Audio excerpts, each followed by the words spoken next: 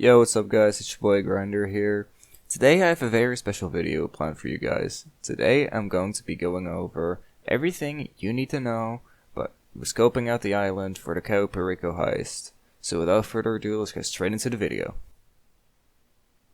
Keep in mind this video is not going to include the very start of the heist, including the purchasing of the Kasaka submarine, very beginning of the mission. This is going to be solely focusing on scoping out the island. After acquiring the plane and flying south, you will be greeted by a guard who says, why can't you be on time for once, and will drop you off at the airfield. This is where your spawn location will be. After you have watched the cutscene, you will be dropped off at the airfield. The airfield is a decent place for looting and has some tools to help you complete the mission. There are 3 bolt cutter locations. There is 1 grapple hook location. There are 3 total locations where there can be secondary targets, each holding up to 2 secondary target batches. And it can hold 2 guard uniforms and 1 guard truck location. When you're looting, keep this in mind. Gold is worth the most, but you need at least 2 players to be able to get gold. Below that there is cocaine, which you are able to get solo. Paintings is below that. Below that there's weed, and then there's cash. Keep in mind that cash is not worth going for at all times because it takes up barely any space, but it also barely gives you anything. Weed is not worth going for either.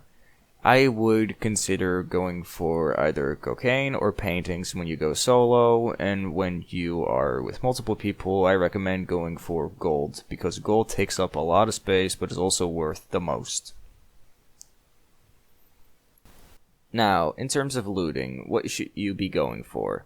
Gold is worth about $300,000 per pallet, so that means that a full bag is about $500,000.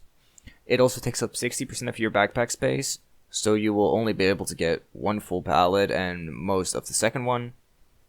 Cocaine takes up exactly 50% of your backpack space, and it is also worth $225,000 per pallet, so in total you can get $450,000. That's why cocaine is best to get while doing solo. Artwork is 50% of your backpack space and is worth about $200K per painting, so not really worth going for, but it's your best bet if you can find cocaine and you're doing it solo. Also, you can only find art in the office when you're doing it solo. All the other arts are stored behind locked doors that you need a double key card to get. Weed takes up 33% of your backpack space, is worth $132,000 per pallet. Cash, it takes up 25% of your backpack space and is worth about $100K per pallet. The next area that you will most likely come across is the North Dock, the North Docking area. Before you get there, there is 1 guard tower in the way. This guard tower is the first that you will see when you leave the airfield. Then, at the bottom of that guard tower, there is a chance of grapple gear to spawn there. So make sure to check at the bottom of the guard tower. Then you will find the North Dock, which has decent loot and is also a entry/exit point if you want to. In terms of loot, the North Dock has 1 bolt cutter, 2 guard uniforms, 5 secondary targets in 2 separate locations, and it has a water tower which you can use to contaminate the water supply with cutting powder, but we'll get to that a bit later in the video.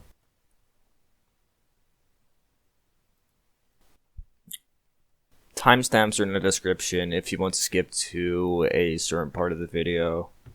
I will also be going over the specific locations of all of these items and tools, and the timestamps of those are also in the description. Enjoy the rest of the video. The next area you will come across is the checkpoint, and there is absolutely nothing special in this area, but you have to cross this area to get to the rest of the island. The only item it holds is one possible guard uniform spawn location. There are two ways of crossing this area. The first one is to get out of any vehicle that you might have been in and sprint towards the right side of the fence, as you see me do here. Then you want to hug the right side of the security shed. You want to wait for any danger to leave. For example, guard cars or the guy in the guard tower might be looking in your direction. In this location, you cannot be spotted unless you run away from it. Once everyone has turned their backs, you can leave and either go to the coke plant or the coke farm, or you can go to the wheat farm.